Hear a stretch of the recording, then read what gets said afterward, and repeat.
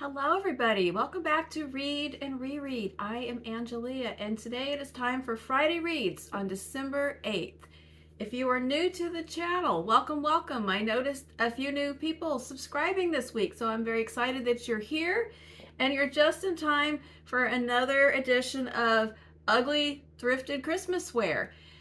Today's ensemble is, I think it's homemade. The t-shirt is not homemade. The t-shirt, well, you can see it in the thumbnail. All right, here we go. Ta-da! The t-shirt is probably from Old Navy, but the vest, this vest is giving me, Rankin Bass. This looks like, this makes me think of Santa Claus is coming to town.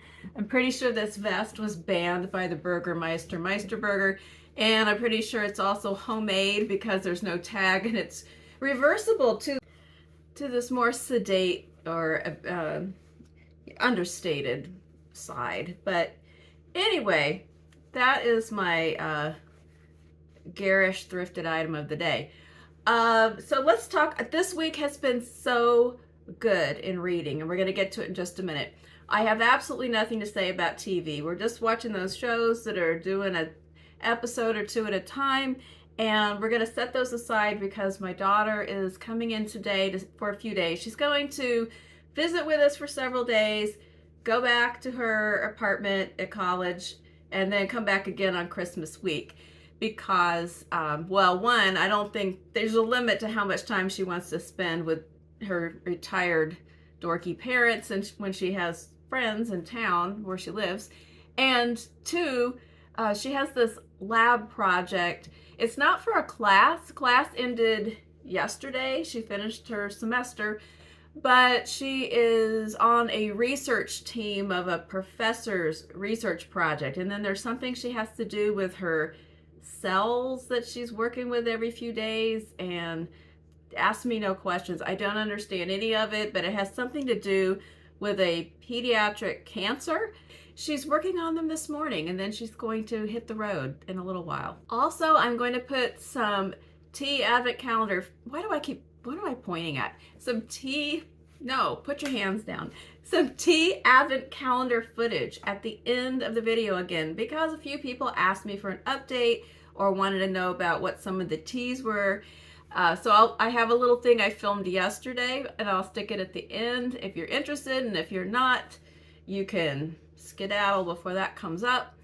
But this morning I received and made, what was it? I can't remember the name of the flavor, but it was sort of a blueberry lavender, and it was really good. Plum Deluxe does some interesting blends, and sometimes they sound weird, but then they're good. And sometimes they have one smell, but the flavor is different. Like some note in there becomes more prominent when you brew it. It's very interesting. And then the other tea I haven't made yet was I think it was like Irish breakfast creme or something like that. Like maybe it has a little touch of vanilla in it. I haven't tried it yet. So that's the tea report.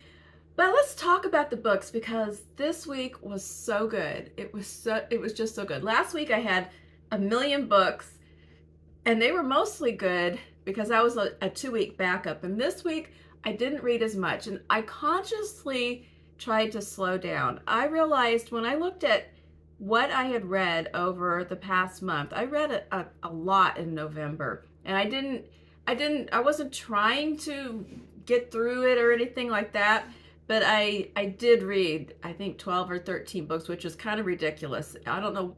I don't usually read that fast, and I'm not sure what happened, but I had a feeling of looking at my December TBR. I kind of had that feeling again, like, oh my gosh, there's just so much, and I want to read it all.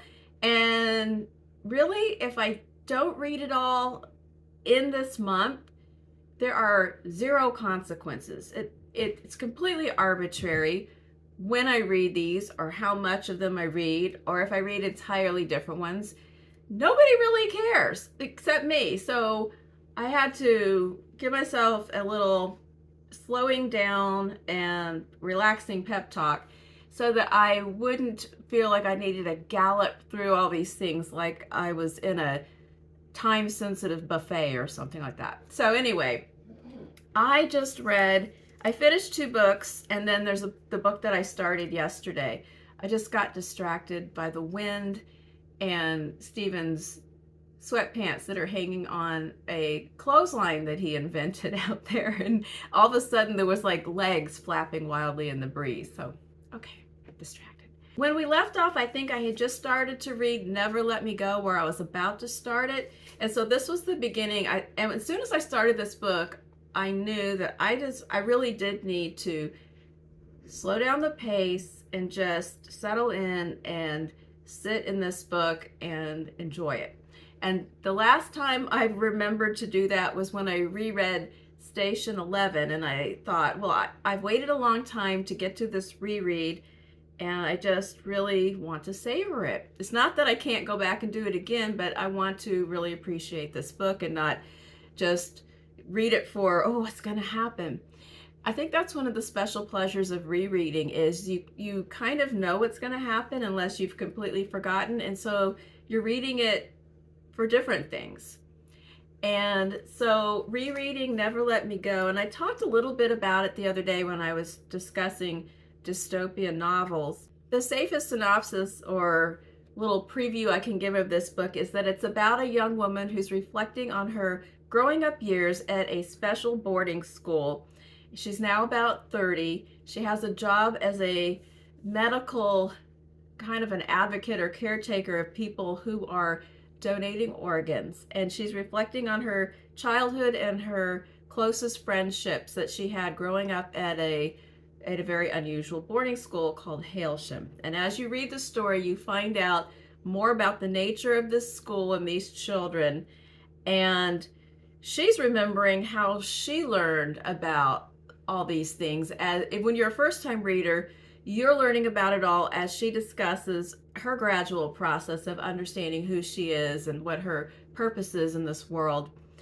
And when you read it the first time, there's some possible shocks and surprises, and you can get a little bit waylaid in that. But reading it again and kind of knowing what the whole scope is, I really was there for these relationships about Ruth and Tommy and Kathy, the narrator. And so it was a sadder book the second time through, just putting the plot aside and just reading for their experiences, their thoughts, their conversations.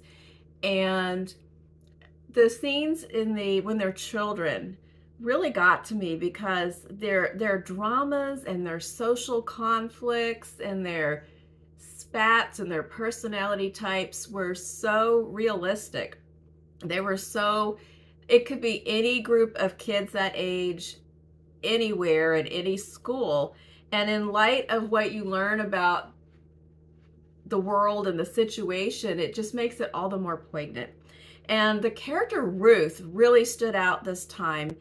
And her best friend Ruth, they fight, they argue, they have all kinds of dramas, but they come back around together over and over again. They're almost like sisters. But Ruth is a piece of work. And I have known pieces of work like Ruth. I have known them growing up. My daughter had friends that reminded me of Ruth as well. But Ruth she's powerful in the group. She sets the tone. Everyone wants to know what Ruth's reaction is going to be to things first. But she's manipulative, she's deceitful to others and even herself sometimes. She's just, her moods shift like the wind. Sometimes she's mean. And I read an interesting article that said they were talking about Ishiguro's choices of making Kathy the narrator, who's the more kind of the calmer, more complacent person in the group. And although she's very inquisitive and she has a quest for information, but she accepts her society. And Ruth is the one who's kind of moody and tempestuous and all over the place and fantasizing about different possibilities. And just why did he pick Kathy and not Ruth? And how if the story was from Ruth's perspective, it would be such a different book, like a fiery kind of a book. And that would be a different story. So that was interesting to think about. But anyway, I don't want to say too much about it because if you haven't read it, I really hope you will. It is just absolutely fantastic. But it was just so satisfying. And it was another one of those ones where I got to the end and I thought, yep, I'll probably read this one again another time in the future. But I really was glad. And so I read this for Remember December under the category of how will I feel about it now? And I feel really good about it now. It ripped me up one side and down the other all over again. And I love that. All right, so the next one is a book that was not on my TBR at all, but I was at the library and I spotted it on the shelves and it looked interesting to me. And I kind of remembered hearing something about it, but I couldn't quite place it. And then it sat in my library book pile for a few days. And then the other day I heard Greg on Supposedly Fun talking about reading this book. And I thought, I have that book right there. So I picked it up and I just got sucked into it. And I read it in 2 sittings. And that is The Talk by Darrin Bell. And it looks huge, but it isn't. It's a graphic memoir, and it rolled along very quickly once I began reading it. Darrin Bell is a cartoonist who has won a Pulitzer Prize before for editorial cartooning, and he has 2 syndicated strips, Rudy Park and Canderville, but he also writes editorial and political cartoons for publications. And in this book, the talk refers to the talk that parents give to their Black sons about staying safe and staying alive in a racist society, how to navigate encounters with police and other situations. And he remembers his mother giving him this talk when he was about 6 years old, and he wanted a toy water gun. His mom is white and his dad is Black. And interestingly, it is his mom who is the fierce protector and always trying to educate her 2 sons about the reality of society and how to safely navigate in this world.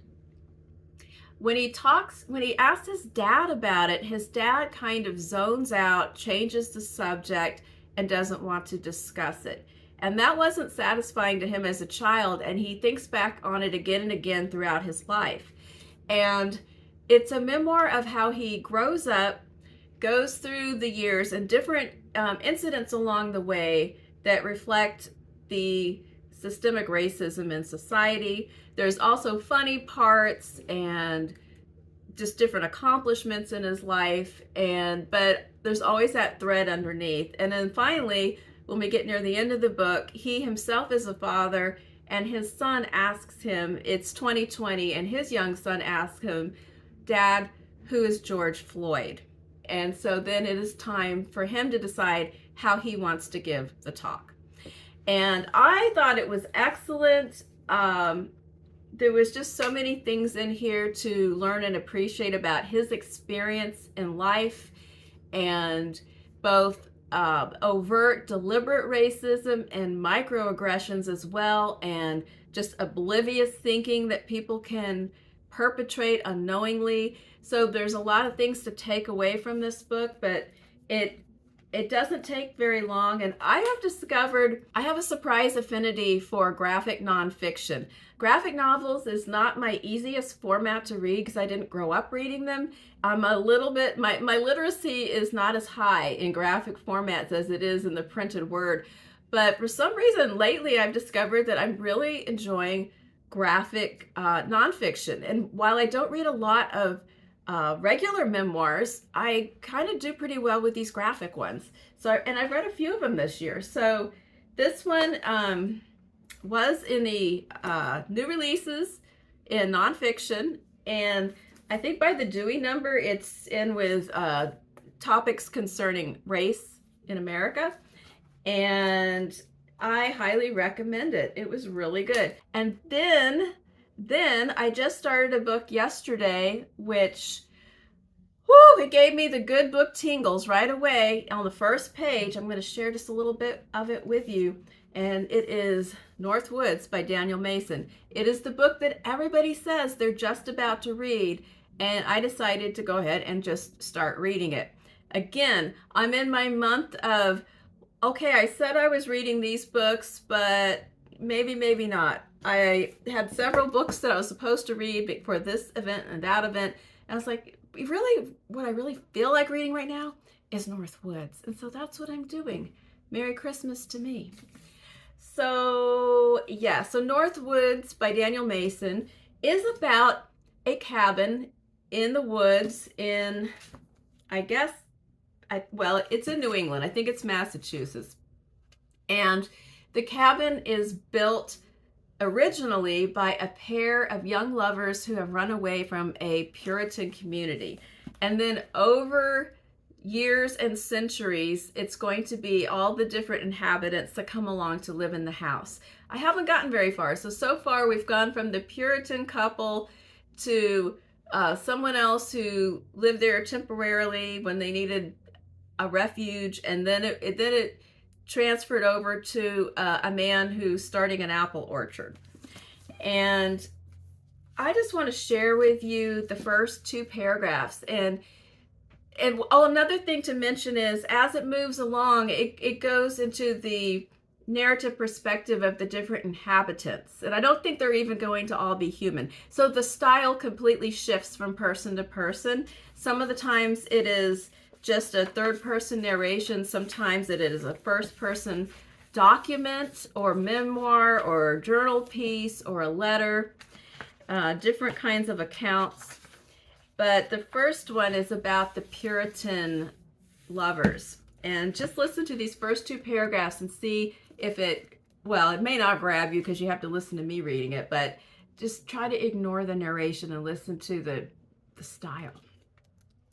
They had come to the spot in the freshness of June, chased from the village by its people, following deer path through the forest, the valleys, the fern groves, and the quaking bogs.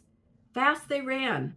Steam rose from the fens and meadows. Bramble tore at their clothing, shredding it to rags that hung about their shoulders. They crashed through thickets, hid in tree hollows and bear caves, rattling sticks before they slipped inside. They fled as if it were a child's game, as if they had made off with plunder. My plunder, he whispered as he touched her lips.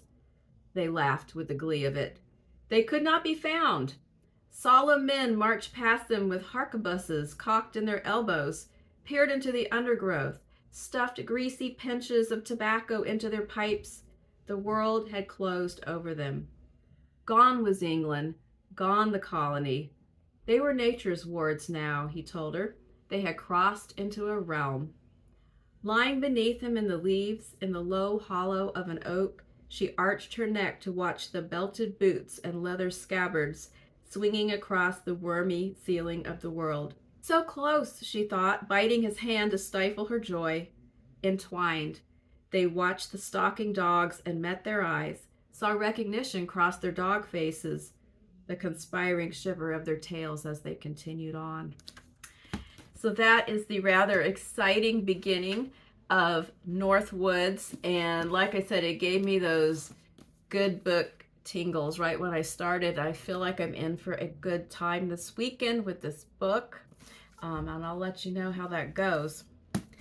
So that was it. That's all that I read, but I really, really loved what I read this week. Let me know what you loved this week or what you are planning.